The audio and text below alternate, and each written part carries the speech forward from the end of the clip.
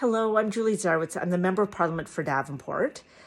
As of today, Trump will be imposing 25% tariffs on all Canadian goods entering the United States. So this means that Americans who buy Canadian goods will find them to be 25% more expensive or more expensive in general. And there will also be an impact on the Canadian economy. And I know that many of you will be very worried. And so I wanted to say two things. The first thing I want to say is that the federal government has been planning for this. We've been preparing for it, and we're doing three key things. The first thing we're doing is we will have retaliatory tariffs on Americans, but we're making sure it's targeted. We want to make sure that we minimize any retaliatory tariffs.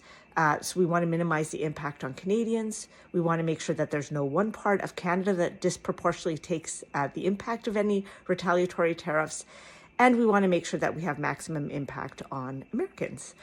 The second thing we're doing is we are doing everything we can to strengthen our internal Canadian economy. So you're hearing about interprovincial trade barriers coming down, you're hearing about regulations being eliminated, and you're hearing about Buy Canadian campaigns.